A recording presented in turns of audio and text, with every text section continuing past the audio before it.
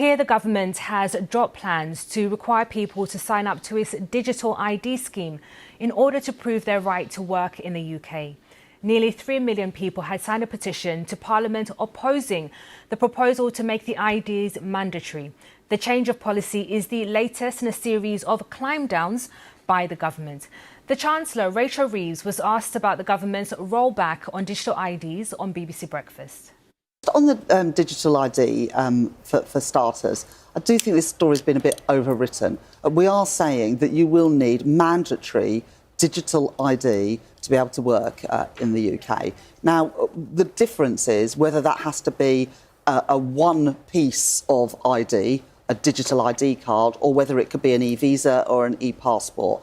And we're pretty relaxed about what form that takes. The Prime Minister wasn't very relaxed about it when he stood at a lectern only a few weeks ago and said this is absolutely going to happen. It's really important to have a digital ID that we're going to introduce, not passports. Well, no, but digital. We don't have digital passports today, as you know. This will be about having digital checks that you have to verify that you can work in the UK. And there's a reason for this, because at the moment, people are undercut by illegal, cheap labour, which drives down wages and standards and conditions for people who do have a right to work in the UK. And we're going to root that out with these digital checks. Now, our chief political correspondent, Henry Zeffman, told us more about the reaction to this U-turn.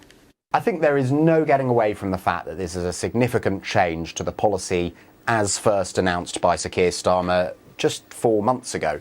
As a reminder of what the Prime Minister said back in September, he said, you will not be able to work in the United Kingdom if you do not have digital ID.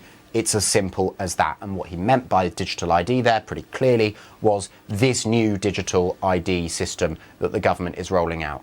That is no longer the case. It turned out not to be as simple as that. The government is still rolling out digital ID and they hope that many people will take it up, but it will no longer be mandatory.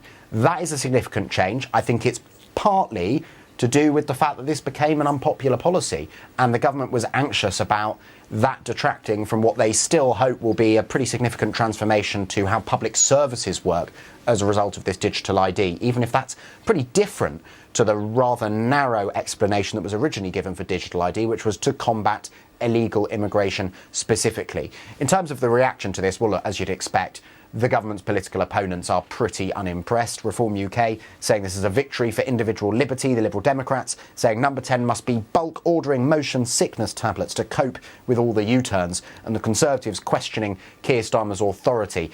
I have to say, that is also what I'm hearing from a lot of Labour MPs today, who are questioning why they bother going out to defend government policy against their constituents who are maybe critical of it, when they can't be sure that before long the government won't just change their minds. And that was our chief political correspondent, Henry Zeffman there.